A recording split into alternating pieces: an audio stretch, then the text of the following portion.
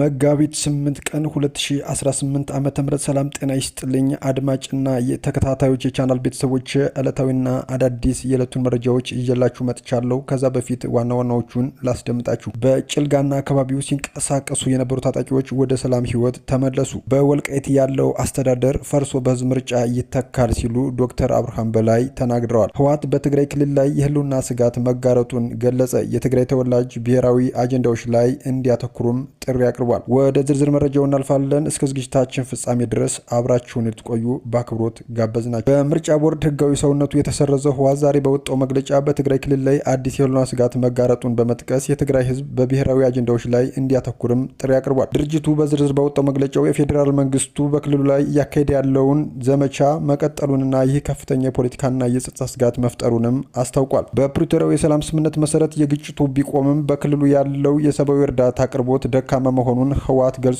ሰላማዊ ሰዎች አሁንም በረሃብ በበሽታና መሰረታዊ አገልግሎቶች እጥረት እየተሰቃዩ መሆኑንም ጠቁሟል። የፌዴራል መንግስቱ ክልሉ በኢኮኖሚ እንዳያገግም ገደቦችን ጥሏል ሲል የከሰሰው ህወሓት የባንክ አገልግሎት፣ የነዳጅና የመድኃኒት አቅርቦት መቋረጣቸውንም በመግለጫው ጠቅሷል። ከፍተኛ መጠን ያለው የትግራይ መሬት በውጭ ኃይሎች መወረሩና በሚሊዮን የሚቆጠሩ ተፈናቃዮች አሁንም በመጠለያ ጣቢያዎች ውስጥ አስቸጋሪ ህይወት እየመሩ መሆኑንም አስታውቋል። በክልሉ አቅራቢያ የኢትዮጵያ መንግስት ኃይሎችና አጋሮቻቸው ወታደራዊ ዝግጅት እያደረጉ መሆኑን የጠቀሰው መግለጫው ይህ ዳግመኛ ግጭት ሊቀሰቀስ ይችላል የሚል ስጋት መፍጠሩንም ገልጿል። የትግራይ ፖለቲካዊና ማህበራዊ መሰረት ለማዳከም ከውስጥና ከውጭ አሳሳች አጀንዳዎች እየተሰራጩ መሆኑን የጠቀሰው ድርጅቱ ህዝቡ በመሰል የመከፋፈል ጥረቶችን እንዲቃወምም አሳስቧል። የህወሓት መግለጫ የወጣው በክልሉ ያለው የሰላም ስምምነት አተገባበር መተጓጎሉና በፌዴራል መንግስቱና በክልል ጊዜያዊ አስተዳደር መካከል ያለው ግንኙነት ውጥረት ውስጥ መግባቱን የሚያሳይ ምልክቶች መካከል አንዱ ነው ተብሏል። ድርጅቱ የትግራይ ተወላጆች ልዩነታቸውን ወደ ጎን ትተው በክልሉ የህልውና ጉዳይ ላይ እንዲረባረቡም ጥሪውን አስተላልፏል።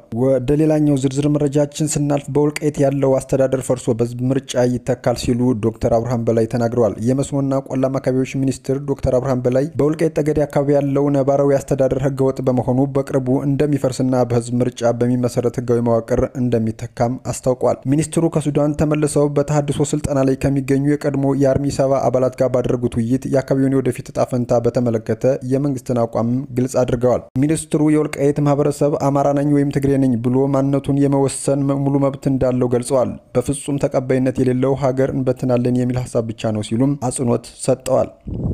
አሁን ያለው የወልቃይት ጠገዴ አስተዳደር ህገወጥ ነው ያሉት ዶክተር አብርሃም ይህ መዋቅር ፈርሶ ህዝቡ ራሱን በመረጣቸው ህገ መንግስታዊ መሪዎች መተካት እንዳለበትም ተናግረዋል። የትግራይ ታጣቂዎች የዩኤንቲዲኤፍ ሆኑ ህወሓት በምንም አይነት ሁኔታ በኃይል ወይም በትጥቅ ወደ አካባቢው እንደማይገቡም ሚኒስትሩ አረጋግጠዋል። ህወሓት የአካባቢውን ማስተዳደር ከፈለገ በምርጫ ተወዳድሮ ማሸነፍም እንዳለበት ገልጸዋል። አካባቢው በፕሪቶሪያው ሰላም ስምምነት መሰረት አከራካሪ ተብሎ የተቀመጠ እንጂ በአንድ ወገን ተወስዶ ያበቃለት ጉዳይ አለመሆኑንም አስታውሰዋል። በመጨረሻ ወደምናየው ዝርዝር መረጃችን ስናልፍ በጭልጋና አካባቢው ታጥቀው ሲንቀሳቀሱ የነበሩ ታጣቂዎች ወደ ሰላም ህይወት መመለሳቸው ተሰምቷል። በጭልጋ ወረዳና በአካባቢው በታጣቂነት ሲንቀሳቀሱ የነበሩ ግለሰቦች የሰላምን አማራጭ በመቀበል ወደ ማህበረሰቡ መመለሳቸውን የአማራ ሚዲያ ኮርፖሬሽን መጋቢት 8 ቀን 2018 ዓ.ም ዘግቧል። የቀድሞ ታጣቂዎቹ ወደ ሰላማዊ ህይወት መመለሳቸውን ለራሳቸው ሆነ ለሀገር እድገት ቁልፍ መፍትሄ መሆኑንም ገልጸዋል። ኃይልና ግጭት ከጥፋት ባለፈ ያተረፈላቸው ትርፍ አለመኖሩን የጠቆሙት ተመላሾቹ ዘላቂ መፍትሄ የሚገኘው በውይይትና በመቻቻል ብቻ መሆኑንም